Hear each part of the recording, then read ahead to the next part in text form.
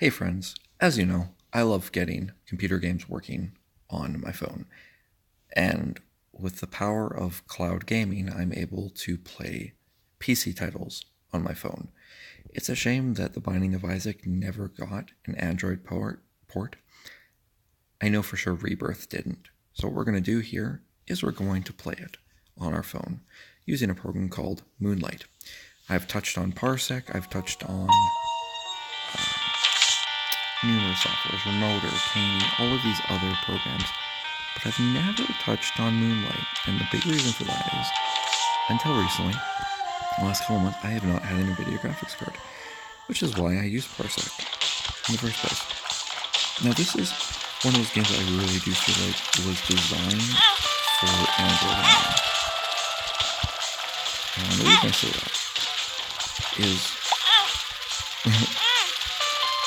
the latency is not, it's not like the latency is bad. The controller is just a little bit finicky. But anyways, with that said, this is a great game for people that like or love roguelikes. It's actually one of the best ones out there. Now, how was this working? Well, like I said, we're using a program called Moonlight. Now, what Moonlight lets you do is you turn your Android phone into an NVIDIA Shield. Or at least it speaks it. I'm probably gonna die, so this is not a video about my skills in Isaac. This is more so you can do. Now, as you have the few different options here, you can customize where you have your D-pad, your LB, your LT, and customize your joysticks. If you're liking, you can also change where the placement of the buttons are, etc. Also change where your start and select your back buttons are. And it basically inputs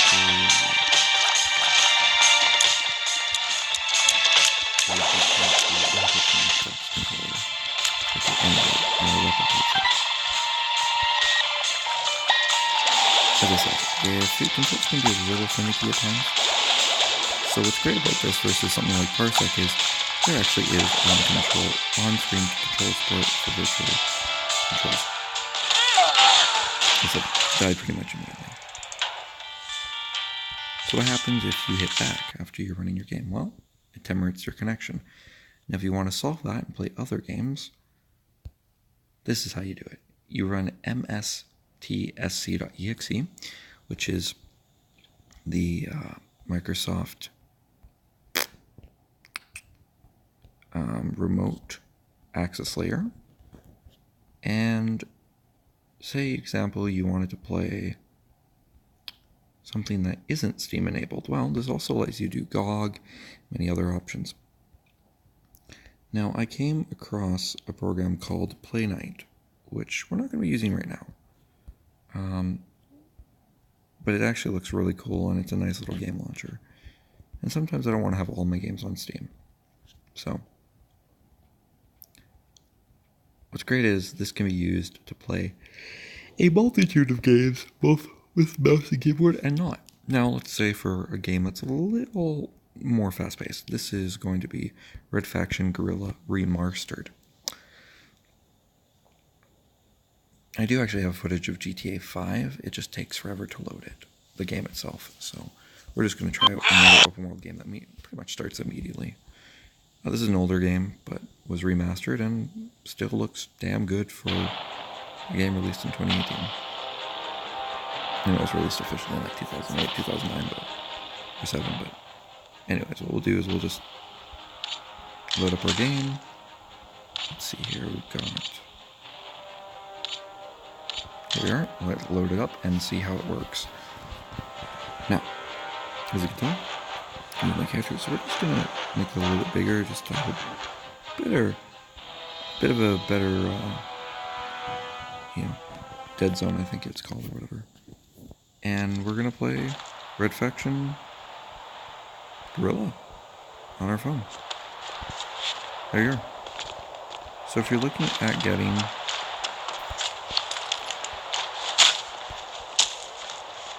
you can run, you can detonate things, you can change your your camera angle, hit back, go to that, hit start, go to your map.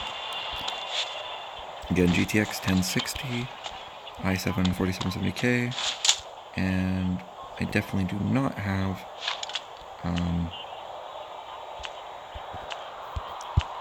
you know, a high-end gaming computer. I have enough of one. Alright, so let's do some driving here. Jump in, and we'll see how well we can drive. We're driving with the on-screen controls. Now this is not great. And, you know, if you have a controller, in my case a USB-C, or you have a USB-C to USB controller, this would be your best bet for trying this. Moonlight is honestly low latency. Now, one thing I didn't talk about is this is all playing from my computer at home. That's right, I am an hour out of my city, and I am playing this over the internet. Now, how did I do this? I port forwarded the correct ports, the UDP and the TCP ports.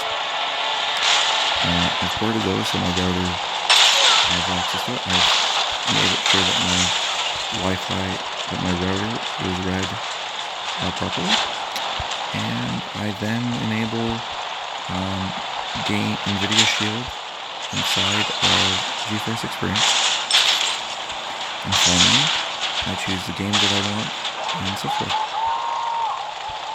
And there you go. That's how you do it. Now, as you can see, boots up rather quickly, plays pretty well, and it's a legitimate hold on each sector. So my advice for you is if you're looking into getting, you know, you have a computer and you want to run these games, by all means do GeForce Experience. It will make your life a lot better. And again, if you want to just back out, you don't want to do it anymore, then by all means. Now, if you wanted to play Breath of the Wild, this is the way you could do it. And yeah, that's really it. It costs you absolutely nothing except for your graphics card. And if you have a NVIDIA graphics card, which most people do anyways, you'll be able to do this. You don't need to have your games at super high resolutions. Now, let's just go back for a second and I'll just show you the settings so you can see how it's done. So we would select our FPS and target. As you can see, we're playing at 1080p 60 FPS. You can play at 720, 60, or 360p 60, or 30, whatever. Select your target bitrate. Again, your upload's going to depend on this, but if you're running this through your network, you'll be okay. I've stretched the video to full screen. I just like it. Enable picture-in-picture observer mode. So I'll demonstrate that in a minute here. Enable 5.1 surround sound, not that it matters. Override Android controller support, I turn that off. Mouse simulation versus via gamepad, again, if you want to use your mouse that way. Show on-screen controls, this is what's important. If you only want to have the L3 and R3, for example, your controller just doesn't have it, there you go. You can clear it, you can optimize your settings, you can play the computer audio from your computer on this device. You can use lists instead of grids. You can change all that. You can change HDR, everything. And how to add a computer, you just type in the PC manually. There's some documentation that goes with it. You can get it from github.com/moonlight. And yeah, there you go. Now you might be asking, okay, I showed you some more intense, or showed you less intense gameplay, so what about something that is way more intense? How is it, say, for a first-person shooter? Actually, quite fabulous. What we'll do is we'll show you what happens when you run it natively. So we're gonna quit our session by just tapping once. Go into your session, and we're going to go to Overwatch. What's great is Moonlight also works on an Ouya, and that's something I'll get to at some point in the future, but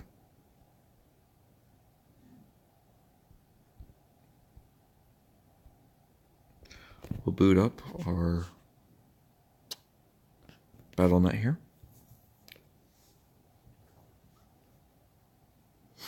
You might have to update Overwatch. Looks like we do not. I'll check to see Diablo 3 is installed. Okay, we'll just do Overwatch and see how it works.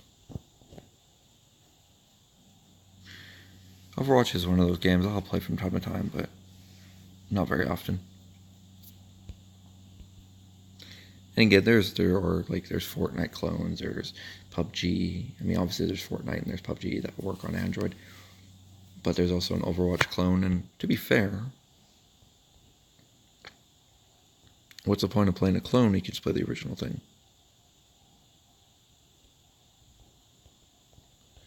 What's great about Moonlight 2 is, say you wanted to do some editing. Say you have a big final project coming up for you're doing a video edit. Well, that's your chance to get your video editing done. Not that I would say ever get it done on a little device, but if you have a mouse and a keyboard and you want to be able to control that with your phone, there's your option.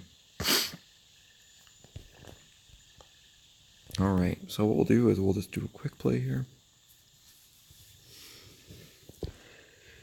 And we'll show latency. Online games.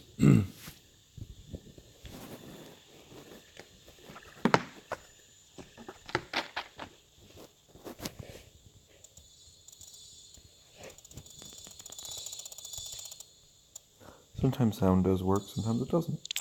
Oh, sound is working this time. Do what you do.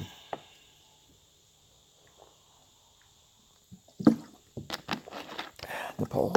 Good map. Now I only really ever play Overwatch with mouse and keyboard, but again, this is just to demonstrate the latency and whatnot of this. So, view range is pretty decent. Prepare for battle. Select your hero. Oh look, it's a new hero.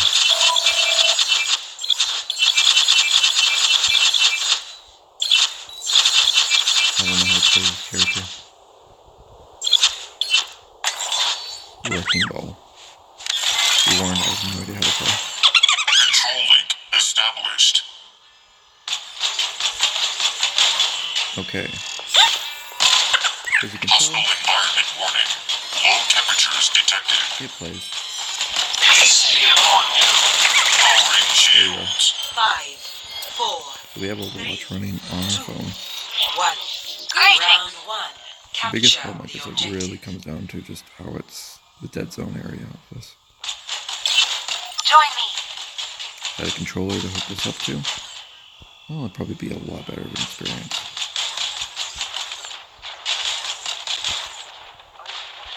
Again, if you wanted to, you can just... Oops.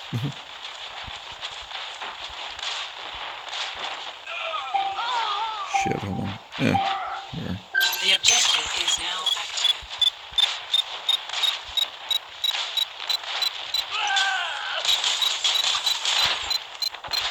So you can just move the screen around. And you can jump. I have no idea how to play this.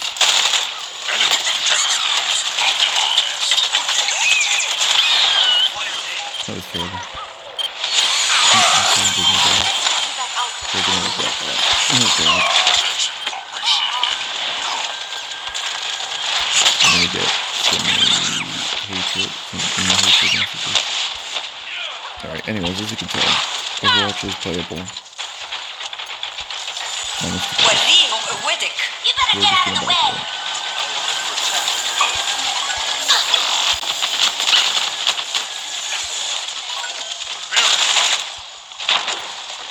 Chill out here. Trying to stop him.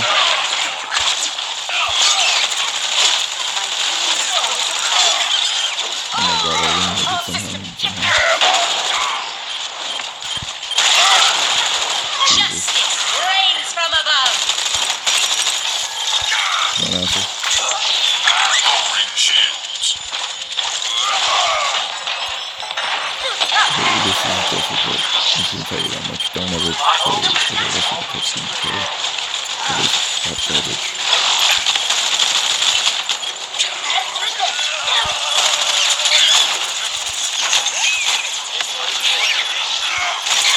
I have no idea how to play this character.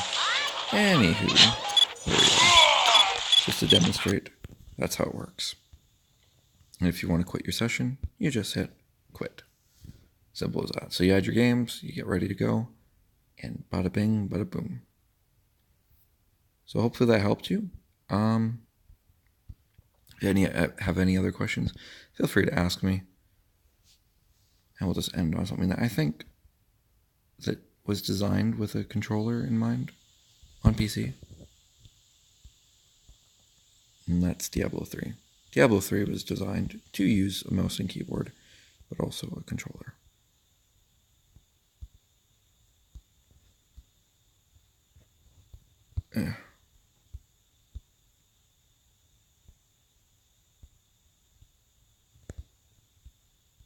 Okay.